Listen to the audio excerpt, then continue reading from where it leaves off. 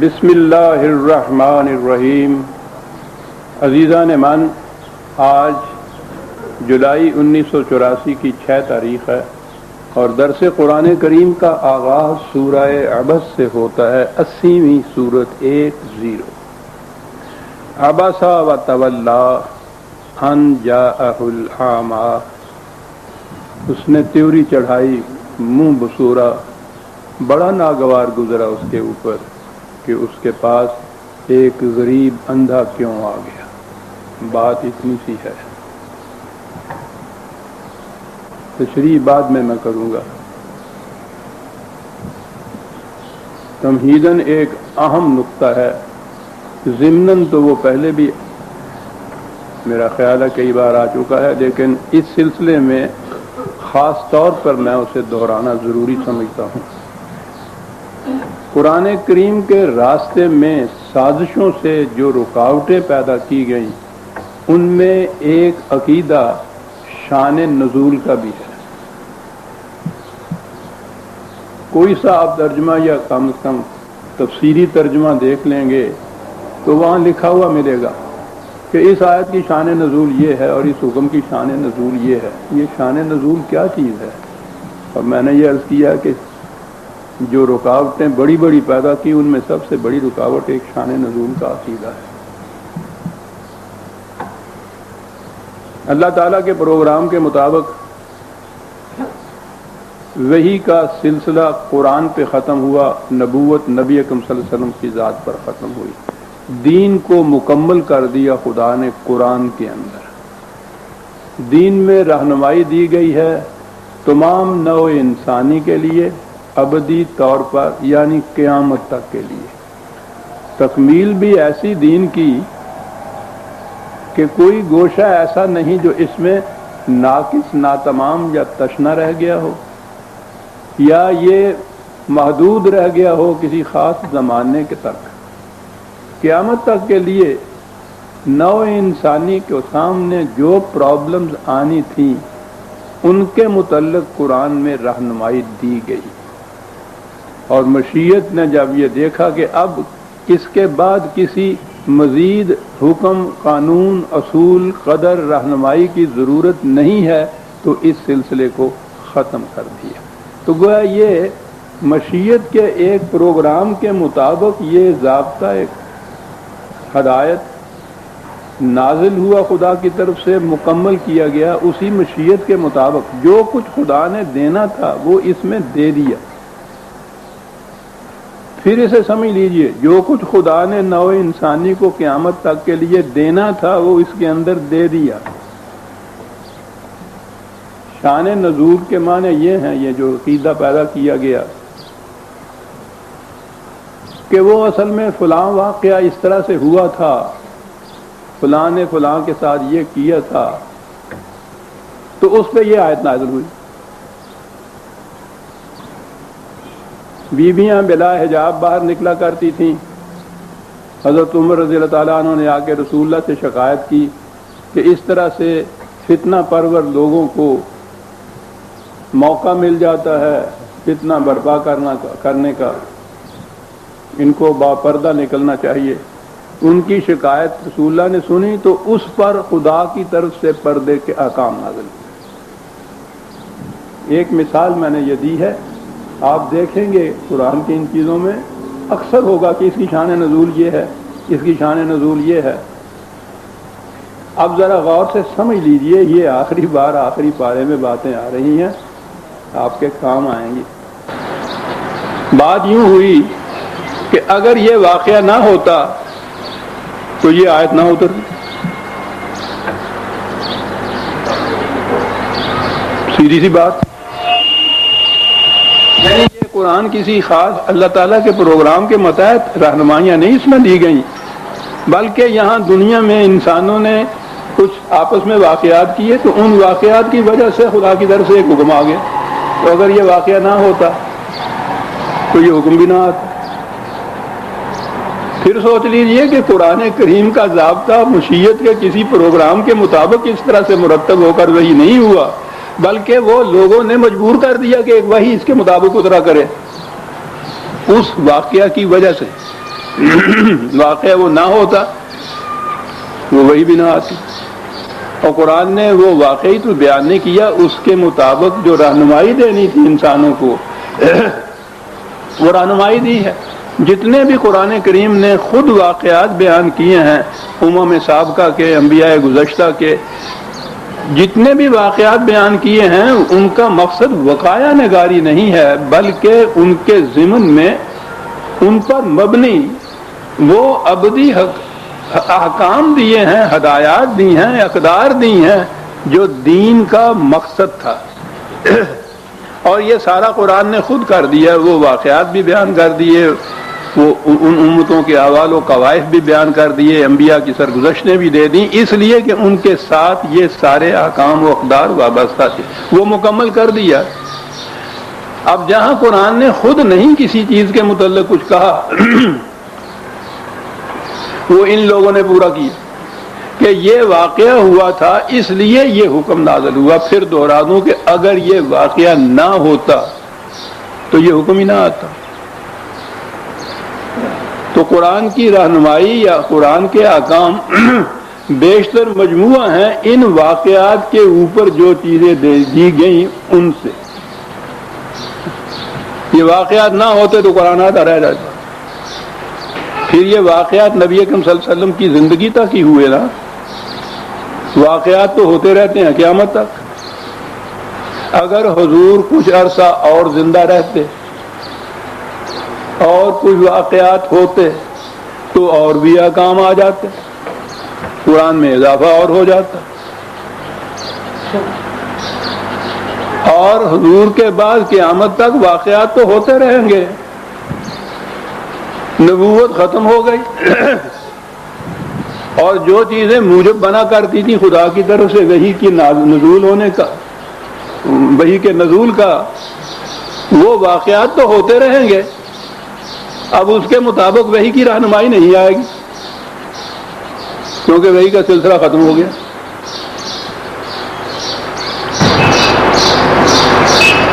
آپ نے غور فرمایا کہ اس عقیدے نے قرآن، وحی کا مقصد، قرآن، دین کی اکملیت، ختم نبوت، ان تمام کے اوپر کیا اثر ڈالا اس عقیدے نے؟ اب واقعات ہوتے رہیں، اب وہی نہیں آ سکتی کیونکہ خدا نے نبوت کو ختم کر دیا. اور جو چیزیں موجب ہوتی تھیں اس رہنمائی کے نازل ہونے کی وہ واقعات ہوتے رہتے ہیں. تو جو رہنمائی آئی وہ محدود ہو کے رہ گئی اس خاص واقعہ سے. اس واقعہ کو سامنے لائیے تو پھر سمجھ میں آئے کہ یہ معنی کیا ہیں اس خاص حکم کے. وہ تو اس واقعہ کی نسبت سے معنی متعین ہوں گے نا کہ یہ بات انہوں نے کی تھی، اس کے متعلق یہ وحی آئی ہے. تو قرآن تو محصور اور محدود ہو کر رہ گیا ان واقعات پر. فہم قرآن مبنی ہوا ان واقعات کے اوپر، اور یہ واقعات قرآن کے اندر درج نہیں ہیں. یہ کہاں ہیں؟ 250 سال بعد کی روایات میں، 300 سال بعد کی تاریخ میں. وہ بزرگوار بخارا سے تشریف لائے، انہوں نے آ کے یہ جمع کی. کوئی نشا پور سے آئے، کوئی ترمذ سے آئے، سارے ایران سے آئے. وہ انہوں نے یہ شان نزول کے واقعات انہوں نے دیے اپنے ہاں. اب جو واقعہ انہوں نے دے دیا اس آیت کے معنی اس سے متعلق ہوگا، وہی مفہوم ہو گیا اس کا. پابند کر دیا قرآن کی ان رہنمائیوں کو ان واقعات کے ساتھ جو انہوں نے اپنے ہر روایات میں درج کی ہے. تو آپ نے غور فرمایا کہ قرآن کے ساتھ اس ایک عقیدے نے کیا کیا. اب اگلی بات یہ رہی کہ وہ پھر یہ عقیدہ کیوں وضع ہوا اور کیوں یہ چیزیں کی گئیں. اس کے تحت تو بڑی چیز ہے.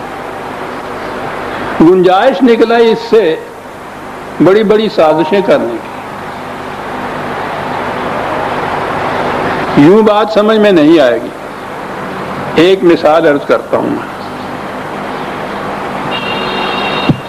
سورہ نور میں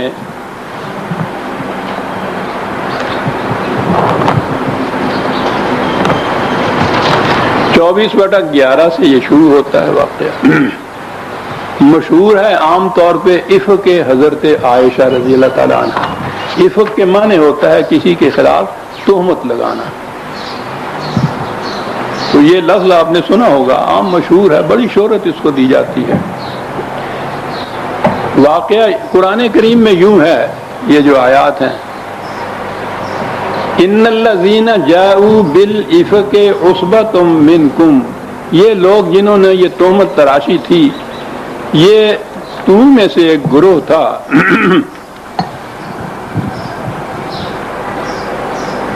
اور وہ جو ان کا سرگنا تھا قرآن نے کہا لہو عذاب علیم. اگلی آیت میں یہ ہے کہ اب آئی وہ رہنمائی جو دینی تھی قرآن نے. رہنمائی یہ ہے کہ جب کسی کے خلاف کوئی تہمت لے کے آئے، کوئی اس قسم کی خبر لے کے آئے، تو دیگر مقامات میں ہے کہ جب کوئی فاسق کوئی خبر تم پر لے کے آئے تو اسی وقت اس پہ اعتماد نہ کر لیا کرو اور اس کو آگے نہ پھیلایا کرو، اس کی تحقیق کیا کرو.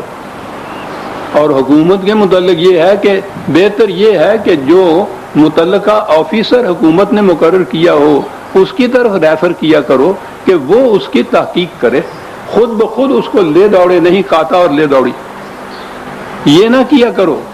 اس سے معاشرے میں فتنہ پھیلتا ہے. یہ احکام قرآن میں موجود ہیں. اسی سلسلے میں یہاں بھی یہ کہا کہ جب یہ لولا اذ سمعتموہ ظن المؤمنون والمؤمنات بانفسہم خیرا، تو پہلا رد عمل تمہاری طرف سے یہ ہونا چاہیے تھا قالوا ھذا افک مبین.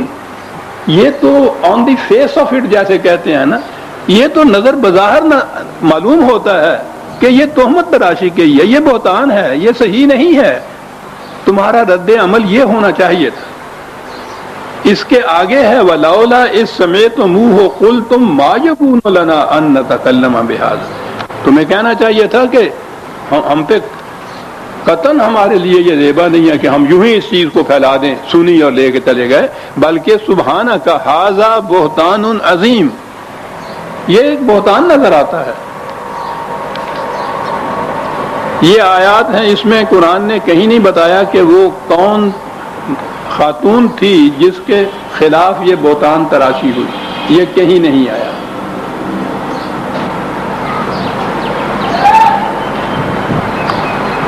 قرآن نے جو رہنمائی اس میں دی ہے اس کے لیے یہ ضرورت ہی نہیں تھی اس بات کی کہ وہ نام دیے جاتے، واقعات کی تفصیل بیان کی جاتی، سوال ہی نہیں تھا. آیات میں نے پیش کی آپ کے سامنے، اس کا صحیح اور آسان ترجمہ بھی آ گیا. ان کی روح سے ان آیات کا مفہوم سمجھنے میں کسی قسم کا کوئی الجھاؤ پیدا ہوتا ہے،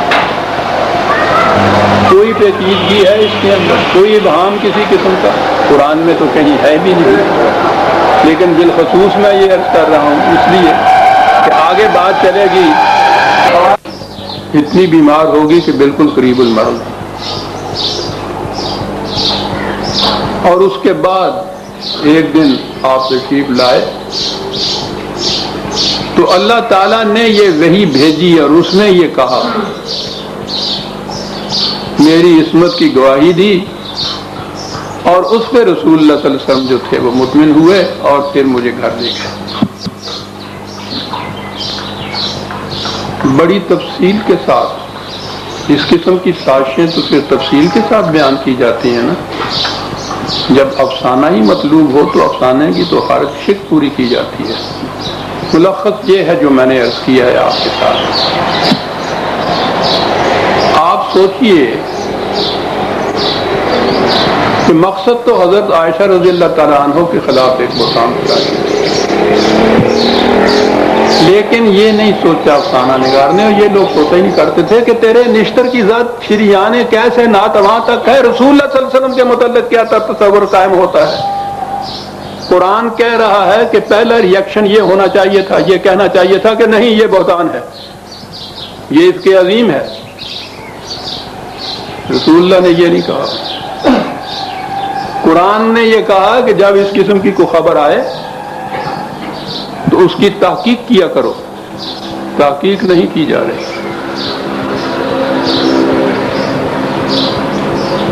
قرآن نے یہ خود کہا ہے تہمت لگانے کے سلسلے میں، اسی سورہ نور میں ہے قذف جس کو کہتے ہیں، کہ قذف کی صورت ہو، کوئی بہتان تراشی کرے تو اس سے کہو کہ 4 گواہ لاؤ اس کے لیے،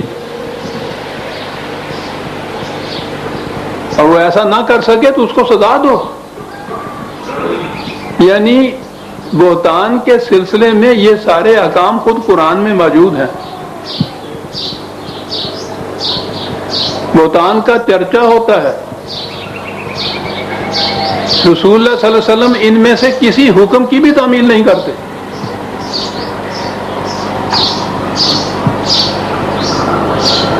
معاذ اللہ معاذ اللہ، آپ سوچ لیجئے کہ اس کے بعد یہ افسانہ نگار یہ سازشی کس نتیجے پہ پہنچانا چاہتا ہے کہ بیوی کے متعلق کچھ ایسا ہی تھا نا ذہن میں، ضرورت ہی نہیں سمجھی کسی تحقیق کی، یہ کہنے کی کہ یہ بہتان ہے۔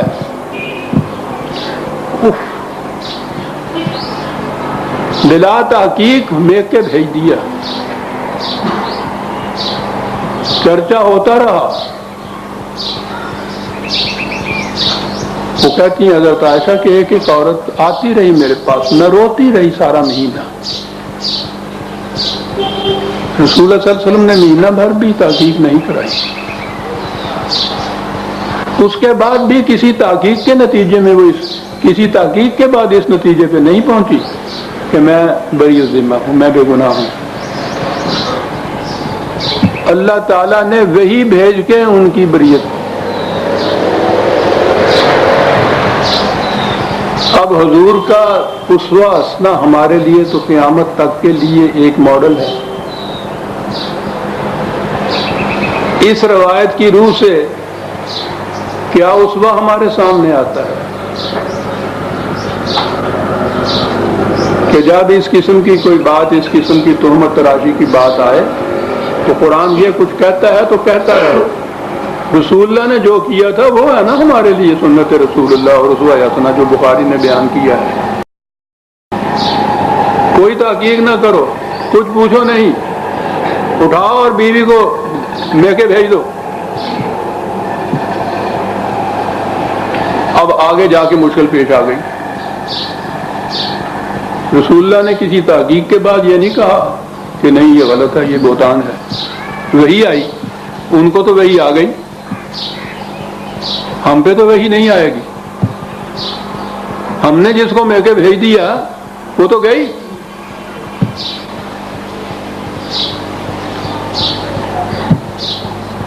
یہ ہے عزیزان من ان آیات کی شان نزول۔ شان نزول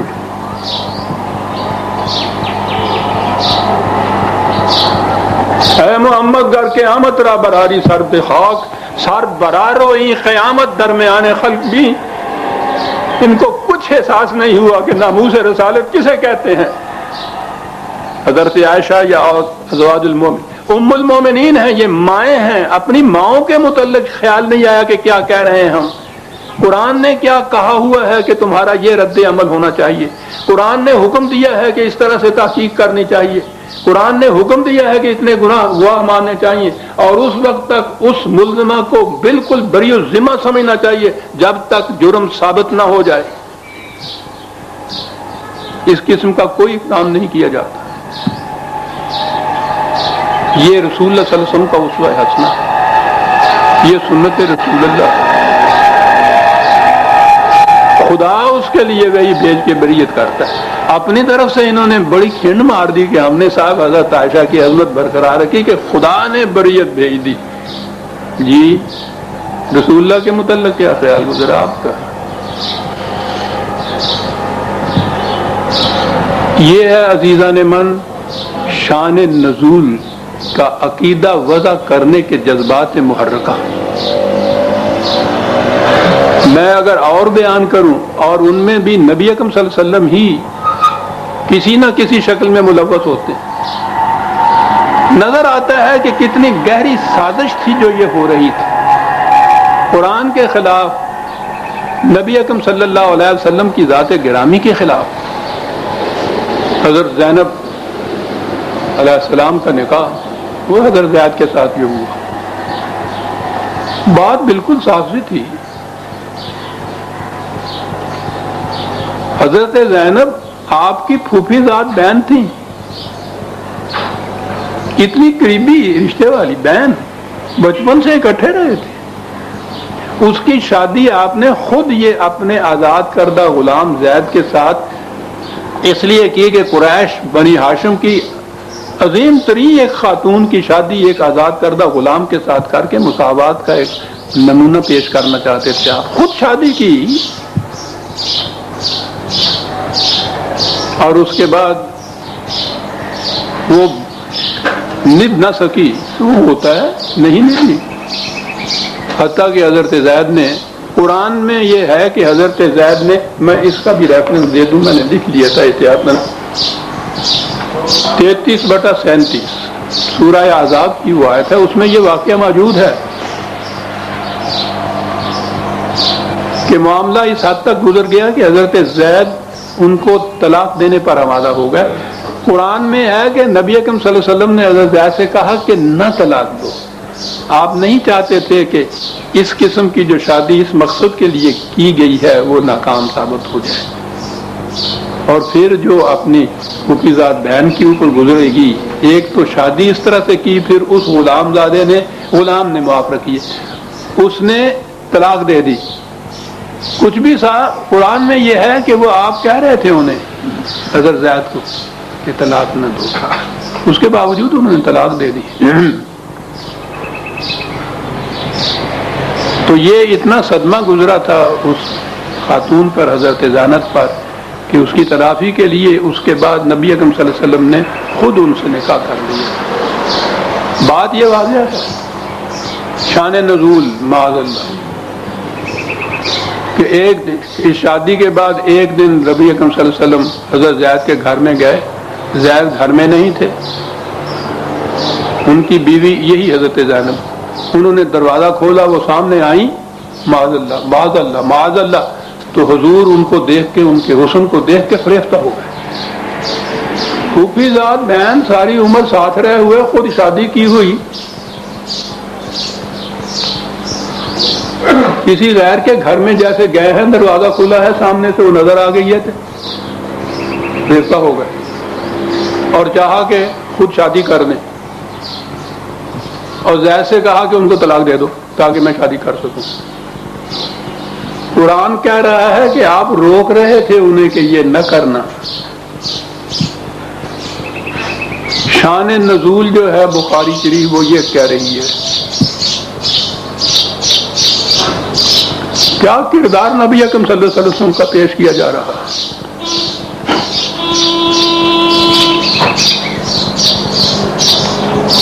جب غیر مسلم ان روایات کو، جو انہوں نے تو درج کر دی بخاری اور مسلم نے، 1000 برس سے ہمارے ہاں کے سارے علماء کرام کو پائے الزام سینے سے لگائے پھر رہے ہیں، نصاب میں یہ داخل ہیں، درس میں یہ پڑھائی جاتی ہیں، ان کا ختم ہوتا ہے۔ آپ کو معلوم ہے قرآن کریم کا ختم جو ہے یہ تو کبھی ہوتا ہے، اب تو خیر عام ہونے لگ گیا ہے، پہلے تو رمضان میں ہوتا تھا، بخاری شریف کا ختم ہوتا ہے۔ یہ جتنے بھی بعد میں یہ علماء کرام بن کے نکلتے ہیں ان کو سند ملتی ہے، یہ ساری جتنی روایات ہیں اس قسم کی شان نزول کی، یہ ان کتب، یہ حدیث کے جو مجموعے ہیں ان میں ہے۔ تو یہ آپ کے یہ جو غیر مسلم جب ان قسم کی روایات کو اکٹھا کر کے یا ویسے ہی پیش کرتے ہیں تو مسلمانوں کے جذبات مشتعل ہو جاتے ہیں، اور اس کے بعد یہ تقاضے ہو جاتے ہیں کہ یہ کتاب بین کی جائے، یہ بند کی جائے، اور اس کے بعد جو اور بھی ناموس رسالت کے ماتحت جذبات جس کے زیادہ مشتعل ہوتے ہیں وہ جو کچھ کر گزرتا ہے وہ بھی سب کچھ یہ ہے۔ میں کراچی میں تھا تو ایک دفعہ ایک کتاب آئی وہاں سے مغرب سے، انگریزی کی کتاب سیرت پہ لکھی ہوئی تھی، اس میں اس قسم کی روایات تھی، تو اس کتاب کو ریفر کر دیا گیا، میری طرف بھیج دیا گیا کہ ذرا اس کو دیکھو، کہتے ہیں اس کو بین کر دیا جائے، تو کیا اس میں ایسا مواد ہے کہ اسے بین کر دیا جائے؟ میں نے اس کتاب کو دیکھا تو اس میں یہ جو روایات تھیں وہ بالکل صحیح اس نے نقل کی ہوئی تھی، اس میں کسی قسم کی کوئی غلطی، کوئی اضافہ نہیں تھا۔ میں نے اس کتاب کو ان روایات کے اوپر حوالے دیے کہ یہ فلاں کتاب میں ہے، یہ فلاں حدیث ہے، یہ فلاں روایت ہے، یہ فلاں تبری میں ہے، یہ سارے لکھ کے تو میں نے کہا کہ یہ ہے اس قابل کہ واقعی بیان کی جائے کہ یہ اتنی بڑی تہمت نبی اکرم صلی اللہ علیہ وسلم کے اوپر، لیکن اس کو بیان کرنے سے پہلے ان کتابوں کو بیان کیا جائے جہاں سے اس شخص نے یہ لیا ہے۔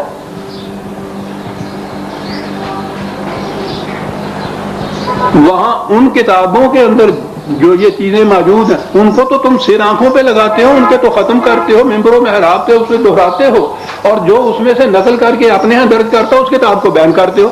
ارے چور کو مارتے ہو، چور کی ماں کو مارو، ماں کو کیسے مار دو؟ وہ تو امام ہے، انہوں نے وہ کتابیں جمع کی ہوئی، ان میں وہ بدستور اسی طرح چلی آ گئی۔ بات ہو رہی تھی شان نزول کے عقیدے کی، آپ نے اب یہ خیال فرما لیا کہ یہ عقیدے کے وضع کرنے کا جذبہ محرکہ کیا تھا؟ گنجائش نہیں تھی اس قسم کی یہ تہمت تراشیوں کی، اس قسم کی افسانہ نگاریوں کی۔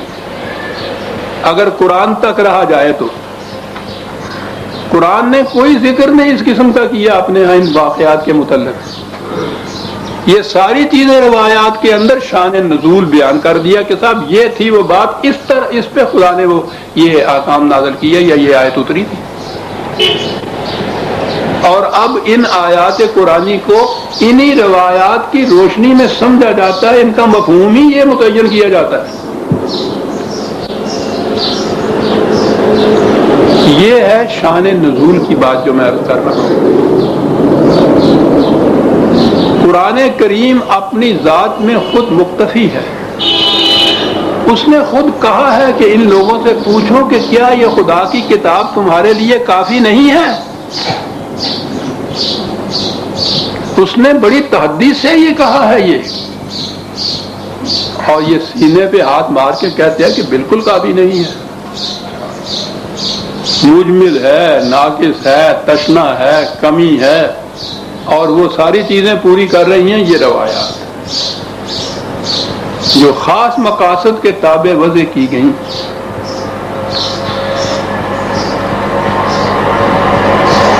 قرآن کریم میں جہاں تک نام لینے کا ذکر ہے، ایک تو حضرت زید کا نام آیا ہے رضی اللہ تعالیٰ عنہ، وہی اس واقعے کے اندر جہاں حضور نے یہ فرمایا، ان سے کہا، میں نے کہا ہے نا کہ غالباً 33/37 کی ہے۔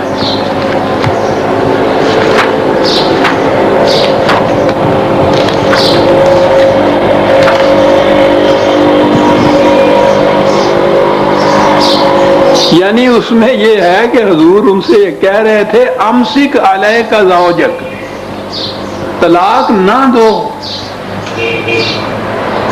بیوی کو بیوی بنا رکھو۔ قرآن کے الفاظ یہ ہیں، تو جو میں نے ابھی عرض کیا وہ شان نزول کی روایت جو ہے کہ حضور معاذ اللہ دیکھ کر اس کا حسن ان کی بیوی کا معاذ اللہ فریفتہ ہو گیا اور ان کو آمادہ کیا کہ طلاق دو۔ اب یہ جو بات ہوگی کہ قرآن تو یہ کہہ رہا ہے کہ وہ ان سے یہ کہہ رہے تھے، پوچھو نہیں عزیزان من، پھر میں کہوں گا کہ بڑا سینے پہ پتھر رکھ کے کرے کہ جی یہ جو تھی نا یہ اوپر سے کہتے تھے، ایسے ہی اندر سے یہی چیز کہہ رہے تھے کہ طلاق دے دو تاکہ میں نکاح کر لوں۔ رسول اللہ صلی اللہ علیہ وسلم کا کردار، حضور کی سیرت مقدسہ جو نوع انسانی کے لیے قیامت تک اسوہ حسنہ ہے، یہ چیزیں پیش کی جاتی ہیں. اور پھر وہ قیامت کہ جو یہ کہہ دے کہ میری غیرت اس کو گوارا نہیں کرتی کہ میں حضور کی طرف ان کو منسوب کروں، اس کے خلاف کفر کا فتویٰ لگا دیا جاتا ہے. کیوں؟ امام بخاری کی کسی روایت کو اس نے غلط کہہ دیا. قرآن کے خلاف جاتا ہے، جائے. ناموس پیغمبر صلی اللہ علیہ وسلم کا داغدار ہوتی ہے، ہوتی رہے. بخاری کی کسی روایت کو غلط نہ کہہ دیا جائے. ان سے بھی بلند مرتبہ ہے ان کا بخاری اور مسلم کا.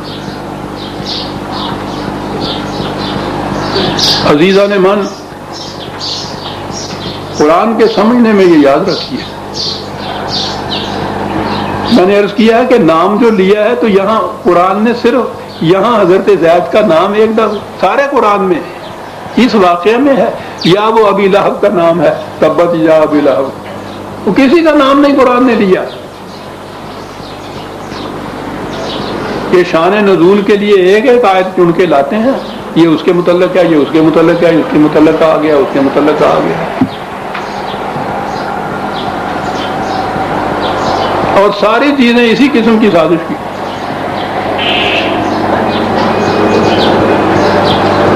قرآن سمجھنے کے لیے ان چیزوں کی قطعاً ضرورت نہیں ہے، وہ خود مختفی ہے. اپنے مطلب اور مقصود کو وہ خود واضح کرتا ہے. سورج دیکھنے کے لیے کسی چراغ کی ضرورت نہیں ہوتی.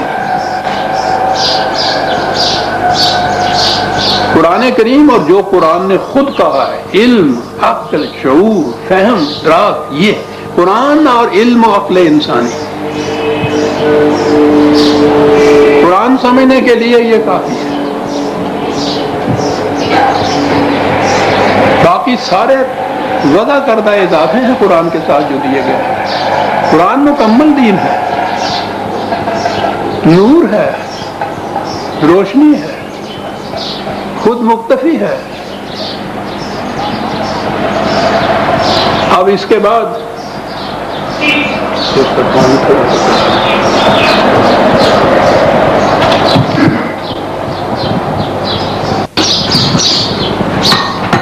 اس تمہیدی تعارف کے بعد، بلکہ وضاحت کے بعد، آنے نزول کیا ہے ان کے نزدیک. اب ہم آتے ہیں اس آیت کی طرف جو آج کی درس کا موضوع ہے، سورہ عبس، 80ویں سورت. عبس وتولی ان جاءہ العامی، پیشانی شکن آلود ہو گئی، تیوری چڑھائی، منہ بسورا، بڑا ناگوار گزرا. کیا ناگوار گزرا؟ یہ کہ یہ ایک غریب اندر کیوں آ گیا. قرآن نے یہاں نام نہیں لیا کہ کس نے یہ کیا، اس پہ یہ واردات گزری.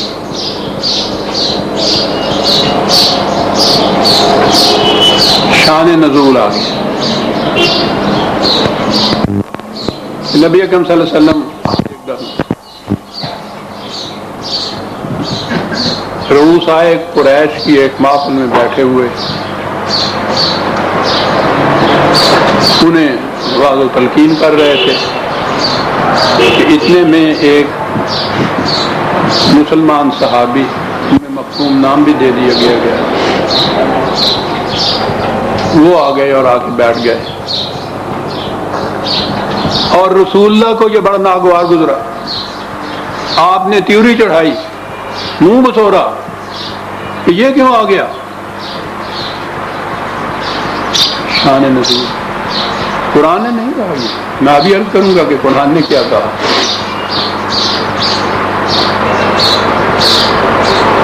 یہ پہلی چیز تو یہ کہ ایک طرف یہ رؤسائے قریش ہیں، امیر لوگ ہیں، سردار ہیں، بڑے بڑے لوگ ہیں، دوسری طرف ایک غریب اندھا ہے. تو گویا رسول صلی اللہ علیہ وسلم کا برتاؤ یہ بتا رہے ہیں. نہیں چلے گا آج کیسے دوسرا لگائیے. تو ان کو 1 گھنٹے تو دینا ہے. اچھا اسی میں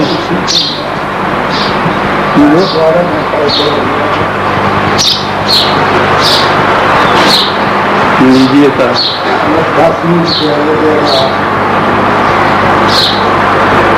میری مین آئے غزل میں تھی ذرا سی باقی، شیخ کہتا ہے کہ ہے یہ بھی حرام ہے.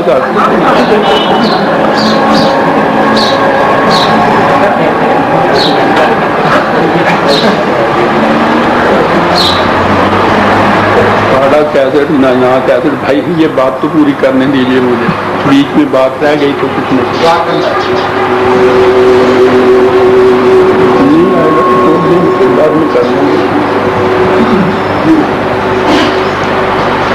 نبی اکرم صلی اللہ علیہ وسلم تو خاتم النبیین. جہاں سے شروع ہوئی یہ بات سلسلہ وحی کی اور رشد و ہدایت کی اور نبی کی حضرت نوح علیہ السلام، وہاں سے کیا بات شروع ہوئی ہے؟ قرآن نے اس میں پورے قصے میں بات کیا کہی ہے؟ بات یہ کہی ہے کہ اس دعوت کے اوپر لبیک کہنے والے، جنہیں یہ لوگ نچلے درجے کے کہتے تھے، کمین کہتے تھے، کمی کہتے تھے، کنجڑے کہتے تھے، یہ تھے جو ادھر آئے. اور یہ جو بڑے بڑے سردار تھے یہ آئے اور یہ آ کر حضرت نوح سے انہوں نے یہ کہا کہ ان لوگوں کو اگر تم نکال دو تو ہم آئیں گے، اس لیے کہ یہ ہو نہیں سکتا کہ ہمارے برابر ہی یہاں بیٹھے ہوئے ہوں، ہم ان میں سے معروف ہوں، یہ نہیں ہم برداشت کر سکتے. آتے ہیں، ہم قبول کرتے ہیں تمہاری دعوت کو، ان کو نکال دو. اور اس کے جواب میں پھر پہلی دعوت کے جواب میں یہ کہا کہ تمہیں معلوم نہیں ہے کہ ان کا صدق و خلوص، ایک ایک کا صدق و خلوص تمہارے جیسے ہزاروں کو نچھاور کیا جا سکتا ہے ان کے اوپر. کیا کہتے ہو تم؟ یہاں معیار دولت اور حشمت اور عزت و وقار نہیں ہے، یہاں معیار ایمان اور خلوص ہے. جو اس کے ساتھ آئے گا وہ معزز اور مکرم ہے، وہ میرا مقرب ہے، میرے قریب بیٹھے گا. تمہاری خاطر اگر میں انہیں نکال دوں گا، خدا مجھے اپنی بارگاہ سے دھکا دے کے نکال دے گا. پہلی دعوت.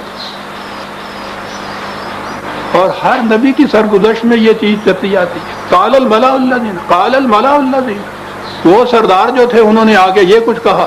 نبی نے کہا کہ مجھے تمہاری کچھ پرواہ نہیں ہے، صدق دل سے آتے ہو تو آؤ، نہیں آتے ہو تو جاؤ. یہاں یہ بات نہیں ہے کہ مجھے یہ بڑے بڑے لوگ اپنی پارٹی میں شامل کرنے ہیں کہ کسی طرح سے میں کامیاب ہو جاؤں. سوال نہیں ہے.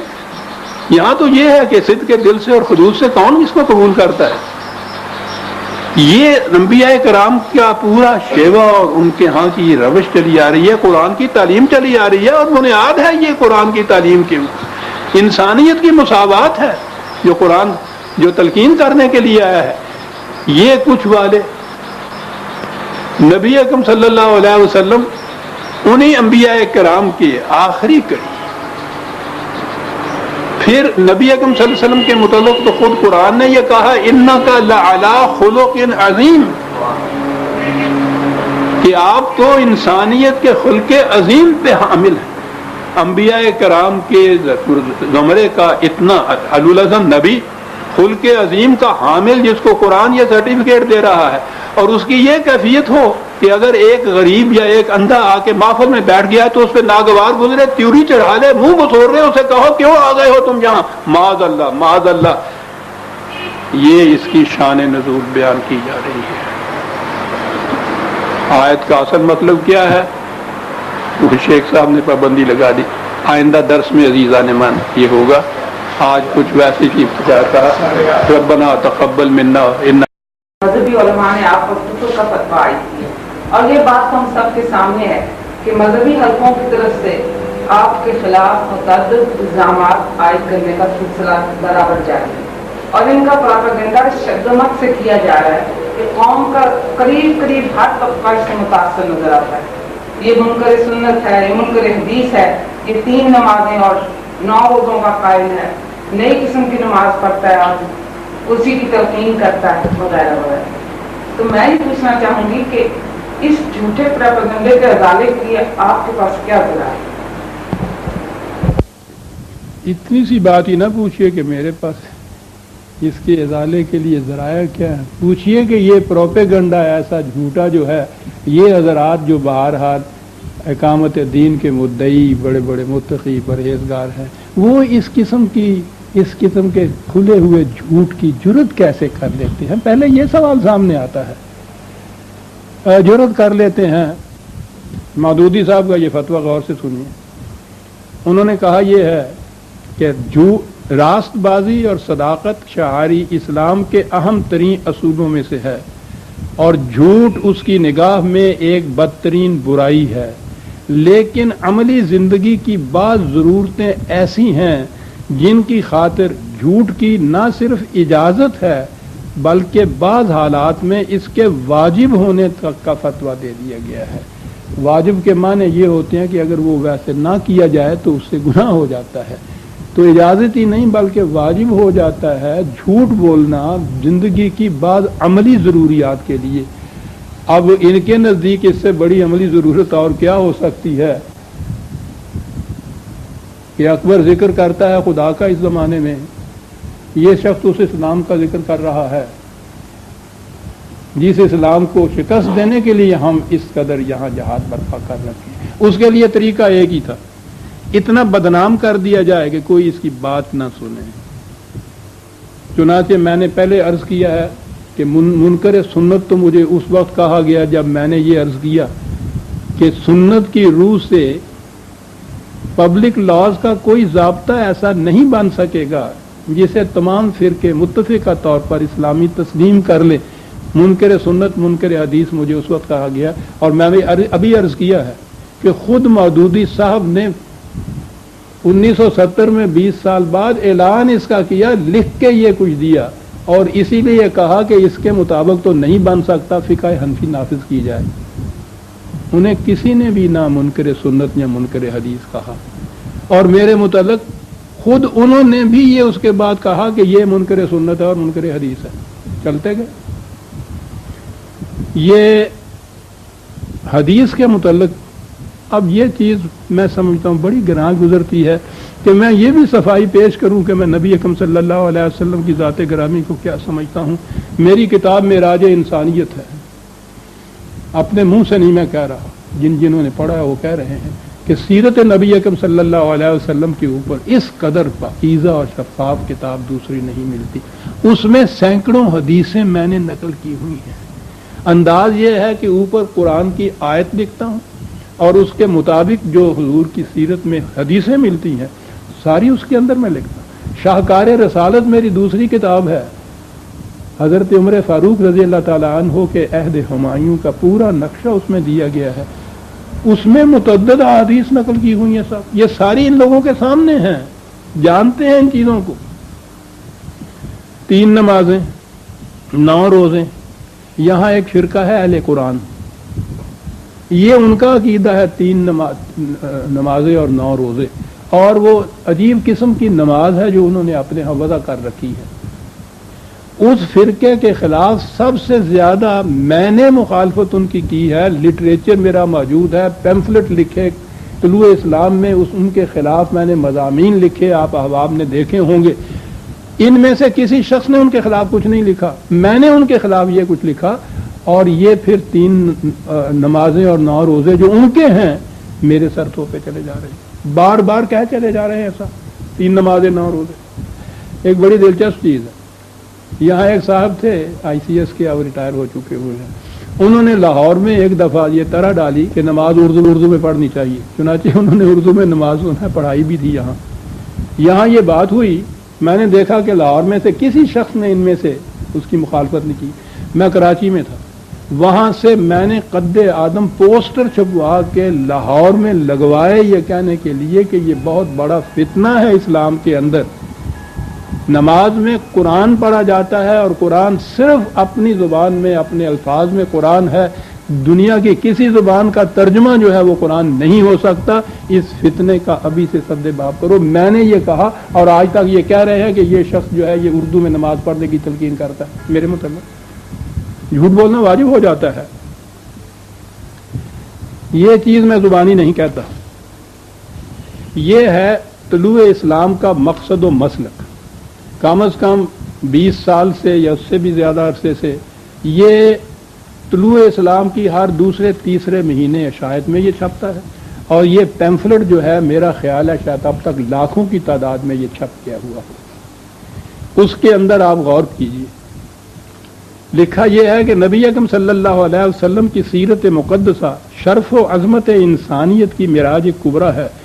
यही वो पाकीज़ा सीरत है जो तमाम नौ इंसानी के लिए उसवा हसना है। हजूर की सीरत तय्यबा का जो हिस्सा कुरान करीम के अंदर महफूज है उसके कतई या यकीनी होने में किसी किस्म का शक व शुबा नहीं। बाकी रहा वो हिस्सा जो कुरान से बाहर है, सो इसमें अगर कोई बात ऐसी है जो कुरान के खिलाफ जाती है या जिससे हजूर पर माअज़ल्लाह किसी किस्म का तान पाया जाता है तो हमारे नज़दीक वो बात गलत है, इसे हजूर की तरफ मंसूब नहीं करना चाहिए। यही असूल सहाबा किबार की सीरत के मुतल्लिक़ भी सामने रखना चाहिए। इसमें लिखा यह है मैंने कि इस वक्त मुल्क में मुसलमानों के मुख्तलिफ फ़िरके मुख्तलिफ किस्म की अलग अलग नमाजें पढ़ते हैं, उनमें इख्तलाफात पाए जाते हैं। किसी शख्स को इसका हक हासिल नहीं कि वो इनमें जिस तरीके से भी ये पढ़ते चले आ रहे हैं इनमें किसी किस्म का रद्दो बदल करे या किसी नई वजह की नमाज ईजाद करे या इसमें कोई तफरीक करे।